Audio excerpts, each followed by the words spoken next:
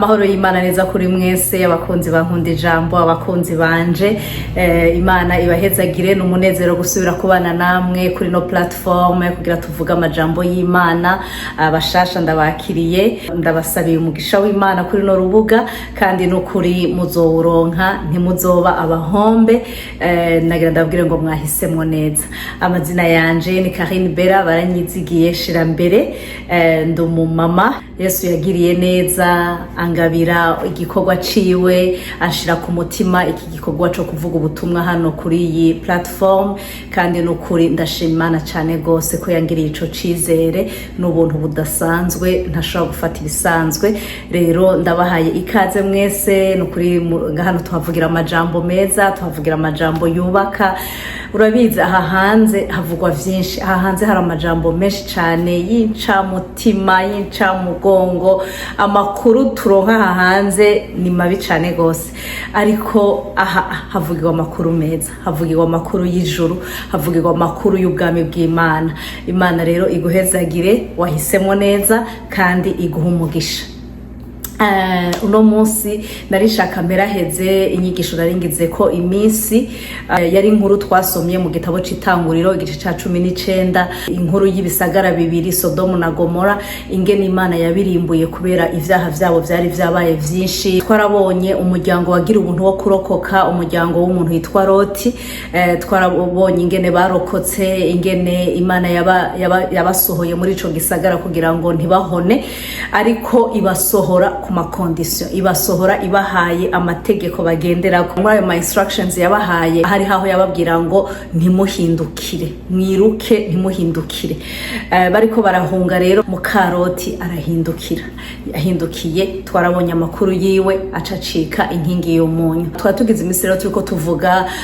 ku bintu bitandukanye bidutuma duhindukira tukaraba inyuma tugakura amaso ku Mana naravuze ngo iyi nkuru nashatse kuyifata muri context y'agakiza iyo umuntu yakiriye Kristo nk'umwami n'umukiza w'ubugingo bwiwe ni kuvuga ni kugira ngo abari waganza mu bugingo bwiwe ni kugira ngo abari we uhanga amaso imisi yawe yose rero iyo uhindukiye ukaraba ibindi ugakura amaso kuri we bikujana habi twarabonye rero bimwe bivuga kugusubira inyuma kugusubiza amaso inyuma kugukura amaso ku Mana kuva mu gakiza twarabonye icaha twarabonye kandi gukumbura ivya kera ivyo twavuyemwo tutarakizwa twarabonye kandi kurindira igihe kirekire ivyasezeranywe ugasanga umuntu kurindira igihe kirekire bigeze y'ahantu bimutuma atacizera Imana yamusezeraniye ivyo bintu yasezeraniwe ivyo byose nivyo twagiye turabona twabonye vyinshi ntabwo no bisubiramo vyose ariko ama video ari ngaha anye urashobora gusubira inyuma ukaziraba ama mardi abiri aheze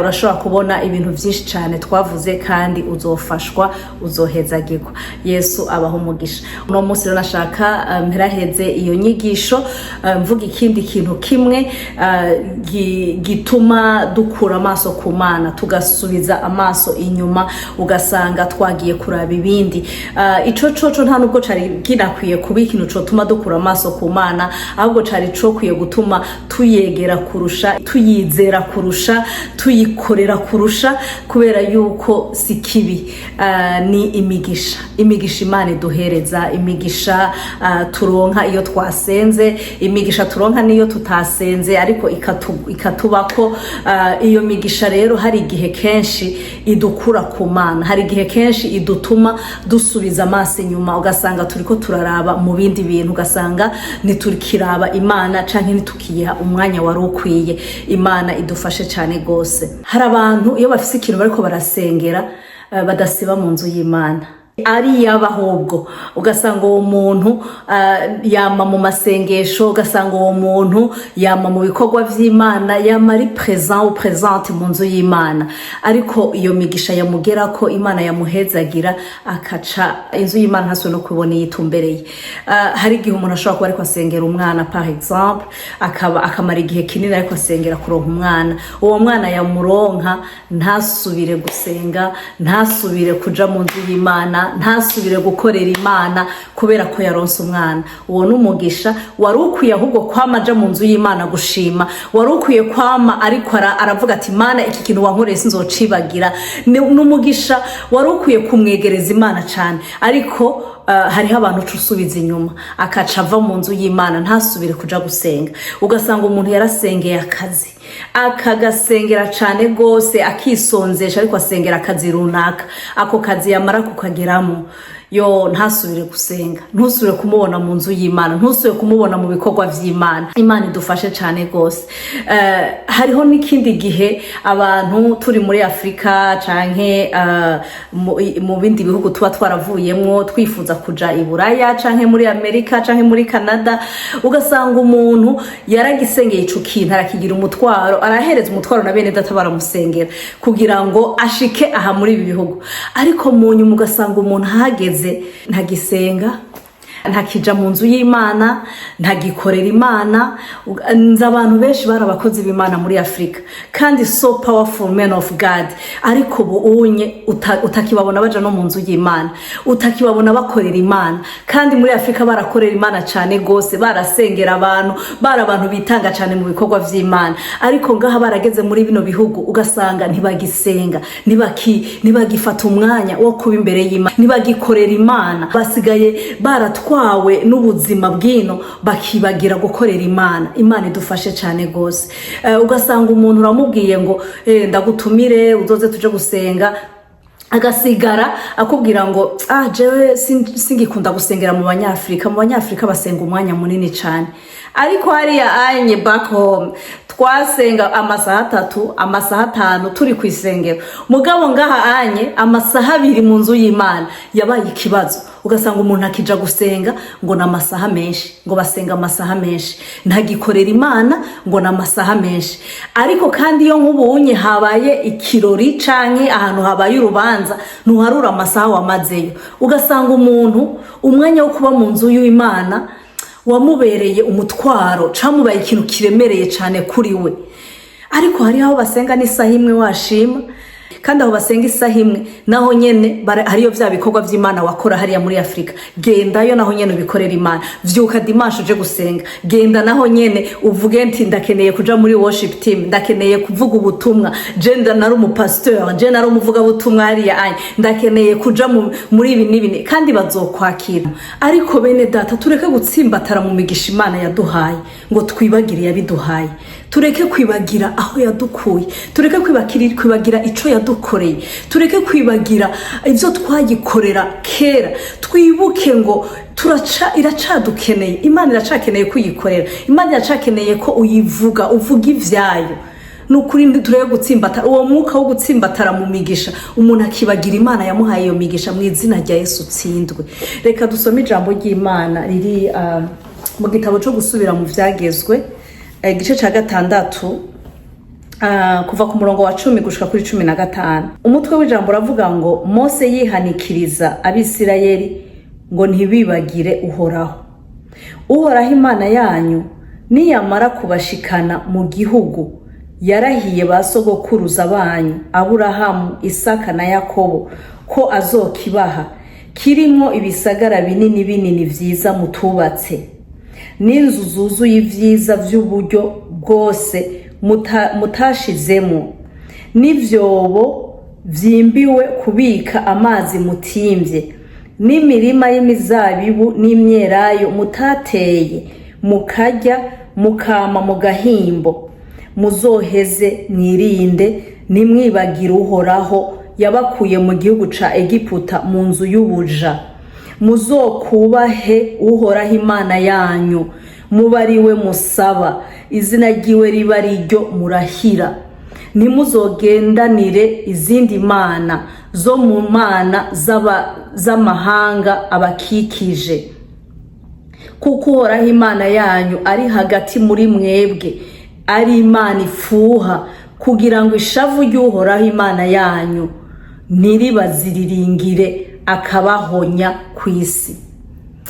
Uyu yari Mose. yariko arabwira Abisirayeli, ko arabibutsa aho Imana yabakuye muri Egiputa mu gihugu c'ubuja, bari baragizwe abaja imyaka 400. Imana irarungika Mose ngo agende kubakurayo, aha bari bagiye kwinjira mu gihugu c'isezerano. Mose arababwira ati ariko rero mumenye ngo aho hantu mugiye kuja nukuri muzosanga y'ibintu vyinshi, muzosanga y'ibintu mutigeze murima, muzosanga amazu yuzuye ibintu mutigeze murondera, muzosanga amazu meza niyo muzoshikiramwo, muzoronka amazi mutigeze mukora, muzoronka ibintu vyinshi birabarindiriye ivyiza vyinshi. Ariko arababwira ngo ariko nimwamara kujya mu gahaga, agahimbo niko azobatume mwibagira Imana, agahimbo niko azobatume mwibagira aho Imana yabakuye, agahimbo niko azotume muheba ya Mana yabakura muri Egiputa, agahimbo niko azotume mwibagira Imana yanyu. Arongera ababwira ngo Imana yanyu ni Imana ifuha, mumenye ngo nimwaja mu zindi Imana, Imana irafuha izobica. Kandi nivyo twari duhejeje kubona mu gitabo c'Itanguriro. Yarafushe, Imana yarababaye ivyo Sodomu na Gomora bariko barakora, Imana irarimbura ivyo bihugu kubera Imana yacu irafuha. Imana yacu nikeneye yuko hari ikindi kintu yirutisha, ikintu cyose yirutisha, abo umwana wawe, kabakazi, abo umugabo wawe, abo umugore wawe, ikintu cyose yirutisha Imana icita ikigirwamana. Ico cyose uyirutisha kiratuma Imana ifuha, kubera Imana ikeneye ko ari y'Imana yawe, ikeneye ko ari y'Imana utibagira. Nimba Imana yarakuzanye mu mahanga, nimba yarakuzanye ha muri Amerika, nimba yaragutwaye muri Canada, nimba yarakuzanye ha muri Europe, umenye ngo ndi ngaha kubw'umugambi w'Imana. Kora ivyo Imana yagushiriyeho, Imana yagushizeho kugira ngo uyikorere, wibuke ivyo yagukoreye, wibuke aho yagukuye, maze ugume kuri yo, uyubahe, ugume ukora ivyo ishima. Imana idufashe cyane gose. Imana iraguhezagira, ikaguha ubutunzi, nukuri kaguha kujya ivyo utarimye. Mbaye Mose ariko arababwira, ikaguha kuba mu migisha utamerita, ariko munyuma ukayivako, munyuma ugakora ibitayihimbara, munyuma ukayibagira. Imana idufashe cyane gose, Imana idukize, tureke gutsimbatarira mu migisha Imana yaduhaye.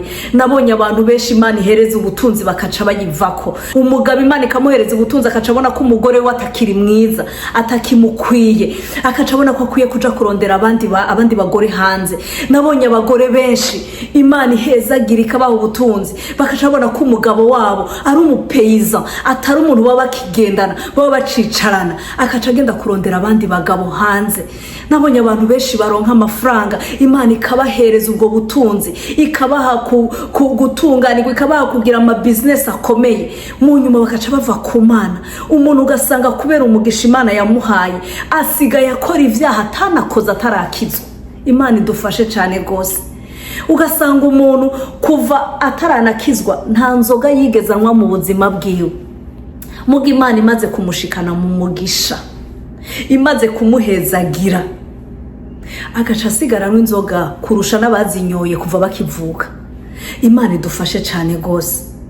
Ugasanga umuntu mu buzima bwiwe imbere yuko akizwa ntiyigeze asambana n'umunsi wa rimwe, mugabo Imana yamara kumuha amafaranga, yamara kumuhezagira ikamuha ubutunzi, agasigara ari umusambanyi katwa kandi atari yarigeze abikora atarakizwa. Imana idufashe.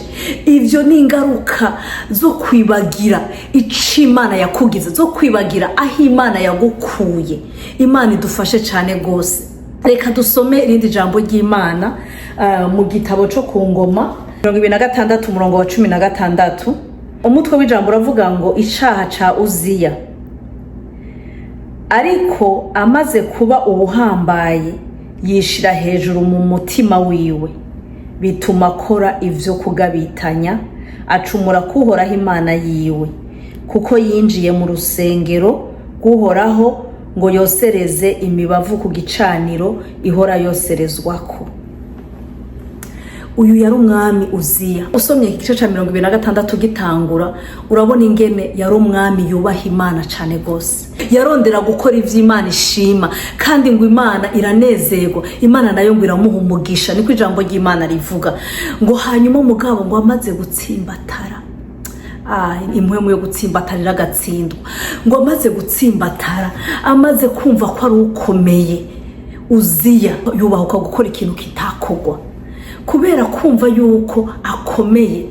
Kuko hariho igihe kuba umuntu akomeye, umuntu ahambaye, bidutuma twumva ko twikwije, twumva ko byose turabyemerewe, byose turabishoboye, dufise power over everything, nta na kimwe tudashoboye. Uziya nawe kubera ahantu yari amaze kugera, kubera amaze kumva ko ari umuntu akomeye cyane gose, amaze kumva yuko ari gihangange, Uziya yubahuka gukora ikintu kitakogwa, kosereza ibimazi ku gicaniro.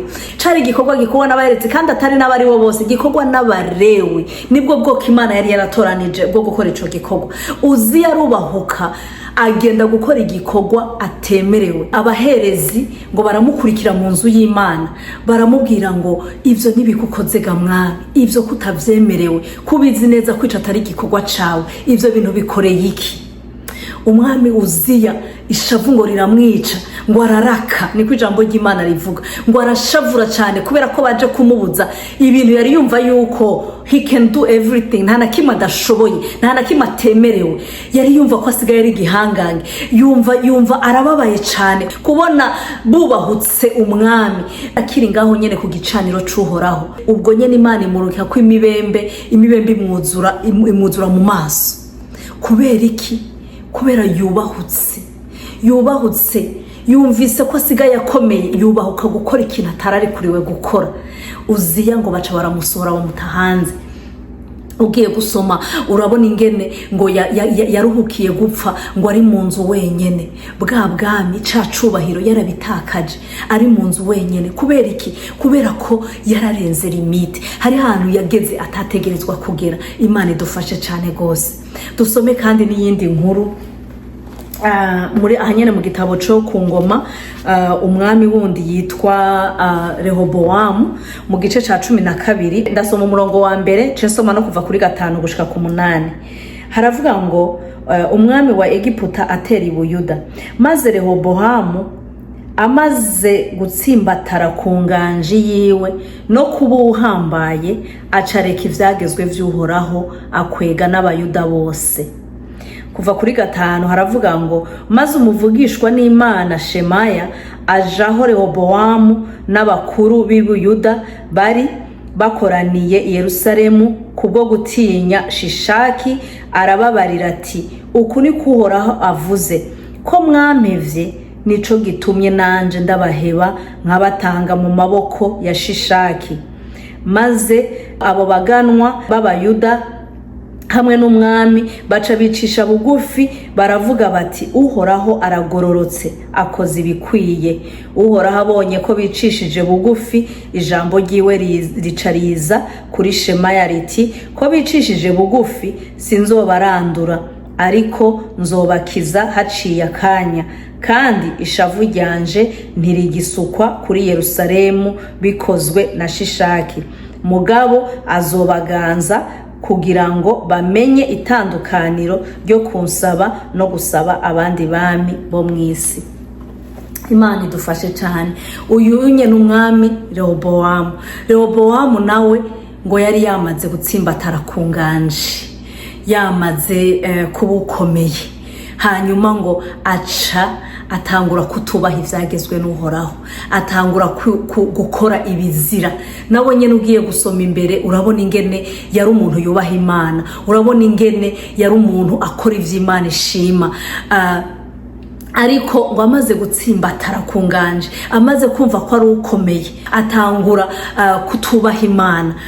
Hanyuma ngo Imana ironge kumuvugishwa wayo ngo ko mwandetse, ngo nanje ndabaretse. Rehobowamu nabo bari kumwe ngo baca bugufi, ngo baravuga ngo Uhoraho ngo aragororotse, akoze ibikwiriye. Kuko bari bibonye ko bakoze amakosa, bari bibonye ko bacumuye ku Mana, bari bibonye ko bavuye ku Mana, bari bibonye ko bagiye kubiri n'ivyagezwe vy'Uhoraho. Baravuga ngo Uhoraho aragororotse, ivyo atubwiye, ivyo adukoreye turabimerita kuko twarakoze amakosa. Baraca bugufi, ariko Imana ngo imaze kubona guca bugufi kwabo, Imana irabababarira. Sinzi kubona difference iri entre aba bami babiri. Uziya baramubwiye ikosa yakoze, baramubwiye ko akoze ibidakogwa, ariko aho kwihana, aho guca bugufi ngo avuga ati ndakoze amakosa, Imana nimbabarire, aho guca bugufi Uziya ngo arashavura, Uziya ngo ararakara, wewe ishavurira mwica. Yumva abo bantu ahubwo bamujije ivyo bintu n'abantu batamuzi, n'abantu batazi ubushobozi afise, arababara cyane gose. Ariko Rehobowamu wewe ngo yaraciye bugufi, wowe yarihanye, aravuga ngo uhora haragororotse, uhora hakoze ibikwiye, kubera ko ndazi ivyo nakoze, I deserve this. Araca bugufi, arihana, arasaba ikigongo Imana. Hanyuma Rehobowamu agirirwa imbabazi. Ariko Uziya kubera ko ataciye bugufi ngo asabe ikigongo Imana, abone ikosa yakoze, wewe yagiye guhereza mu nzu ya wenyene, apfira aho nyene kubera kutubaha Imana. We ntiyagize umutima wa regret, ntiyagize umutima wo kwicuza, wo kuvuga ngo ndaragize amakosa, ndakeneye kwihana. Yagize kwihagararako, ariko wumvise amaherezo yiwe, bwa bwami ntaco bwari bukimumariye, ca cubahiro ntaco yaragifise, kwa gukomera ntako yaragifise. Ariko Rehobowamu on the other hand, wewe yaraciye bugufi, wewe yarihanye, wewe yagize umutima wo kwisumeta imbere y'Imana, aravuga ngo naracumuye, nivyo naragize amakosa, Mana uragororotse ivyo ukoze nivyo, Mana tubabarire. Ugiye gusoma mu Nyuma urabona ingene Rehobowamu Imana yamukujije, ingene Imana yamugize ukomeye mu Nyuma, kubera yuko yari yaciye bugufi, akemera ikosa yakoze, akagihana, Imana ikamubabarira. Imana itugirire neza. Mwene data, kumbura ayo majambo uno musi uyumvise kugira ngo witunganye, kugira ngo wirabe, wisuzume, ugire self control. Wewe nyene wirabe, uvuga ati mbega ndihe, mpagazehe, mbega ndacari hahandi nari mpagaze imbere yuko Imana Imigisha, ndacasenga kwa kundi nasenga imbere yuko Imana impezagira, mbega ndacakorera Imana kwa kundi nayikorera imbere yuko impezagira. Wisuzume. Kumbura aya majambo aje kugira ngo wisuzume, kumbura aya majambo aje kugira ngo wibuke. Ibi ndabivuga kubera ko mba nabuze ikindi kintu nokora. Oya, ndabivuga kugira ngo nimba hari ahantu watakariye, wumve ko Imana ikongeye ayandi mahirwe. Akana kajya Imana ikongeye ko gusubira kwisuzuma, akana kajya Imana ikongeye ko gusubira kuvyuka. Imana idufashe cyane. Twarasomye hariya mu gitabo c'Itanguriro mu gice ca 19 ingene umumarayika yabwiye Loti ati bwira abandi bantu bose, abantu bose bawe, abantu bose ufise ngaha anye, babwire mujane bahungishe kubera tugira duhonye iki gisagara. Loti agenda kubwira abakwe biwe ngo abahungu bari basavye abakobwa biwe, agenda kubabwira ati umumarayika wuhora hagira honye hahantu, nimuze duhunge. Ariko ngo bamubonye ngo nk'ufyina, niko twasomye, ngo bamubonye nk'ufyina, ntibigeze baha importance iryo burirwa bari bagiriwe. Bumvise yuko he's just talking, kumbure yarasanzwe ari mu beau-père, atera inkuru, ari fani, bamenyereye nyene ko abakubita igipindi. Bumvise umenga ntacavuze, ariko aratera inkuru kwa kundi, baby ariko arajokinga kumwe yama jokinga, ariko yariko arababurira. Mwene data, uno munsi uri kuraburirwa, uno munsi nimba warasubiye inyuma uri kuraburirwa, nimba hari ahantu watirimukiye kubw'imigisha Imana yaguhaye, uno munsi uri kuraburirwa. Ubu butumwa bwumvise uno munsi kugira ngo wihane, kugira ngo uno munsi usubire uvyuke, uno munsi usubire uvuge ngo Mana ndasubiye kuza. Uhitemo neza nk'umwami Rehobowamu, numere nka Uziya, niwe ukomantaza umutima, niwumve yuko urafise ubushobozi bwose. Ntabwo ufise kubera uhoraho niwe afise ububasha bwo kubihindura. Ivyo byose ashobora kubihindura. Wabonye ingene yahinduye amateka ya Uziya agasigara ubutunzi bwiwe buvugwa mu mateka, agasigara ari umuntu yibanye mu nzu, yugaraniwe mu nzu, kubera kiriya gihe abantu bafise imibembe ntibaja mu bantu, baba ari abantu bugaraniwe ahantu gushika bazopfe canke bazokire. Umaze gufatwa n'imibembe nta kindi kintu washobora gukora, nta abantu wasubira kujamo, wacuba umuntu yugaraniwe ahantu. Uziya yaheruye bwa butunzi bwiwe, kwa kumva ko ari umuntu akomeye, kwa kumva ko ari umuntu ahambaye, byasigaye biri mu mateka. yasigaye mu nyuma ari mu nzu wenyene yugaraniweyo gushika ngo arapfa. Ariko Rehobowamu yaraciye bugufi, arihana, yaraciye bugufi aravuga ngo Mana mbabarira, we urera uragororotse, tu es un Dieu juste, nturi injuste, ivyo uvuze birakwiye, narabikoze ndakwiye guhanwa. Ariko araca bugufi arihana. Mwene data, subira ubwira Imana ngo Mana ndaciye bugufi imbere yawe, uri Imana iri juste, uri Imana itabesha, uri Imana itarobanura ku butoni. Ndaciye bugufi imbere yawe, mbabarira aho nagiye kure yawe, mbabarira aho nasubiye inyuma, mbabarira ungirire neza. Nturindire yuko inkoni y'Imana izokugera ko mwene data. Imana itugirire neza. Reka turangize dusenga. Mana data wa twese wo mwijuru, turagushimiye, turaguhaye icubahiro. Amajambo yandi wongeye kuduhereza uyu munsi, amajambo y'ubuzima mwami, amajambo yawe arakiza, amajambo yawe arabohora, amajambo yawe arahindura. Data wera, duciye bugufi imbere yawe, utubabarire Mana. Turihanye mu izina rya Yesu Kristo. Turihanya hose twagiye kure yawe Mana. Turihanya hose mwami, imigisha yawe waduhaye yadutumye twegera kure yawe Mana. Yari yo kutwegereza imbere yawe, yari yo kudutuma tukurondera kurushirizaho, yari yo kudutuma tugukorera kurushirizaho. Ariko Mana yadutwaye kure, yaduteye ubwibone, yaduteye kubona ko ivyawe bitagifisa akamaro, yaduteye kubona ko ivyawe bitakicifuzwa, yaduteye kubona ko dusigaye turi abantu bakomeye, yaduteye kubona ko ivyo tukeneye byose dushobora kubigera ko tutakirinze kubisengera.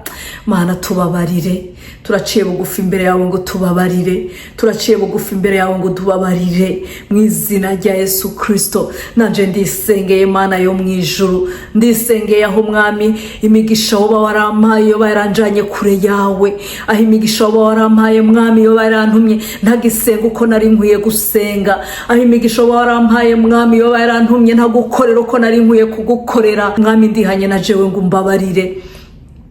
Dusuke ku imbabazi zawe Mana, dusuke ku imbabazi zawe n'ubuntu bwawe Data wera. Ntidukeneye kumera nka Uziya mu izina rya Yesu Kristo.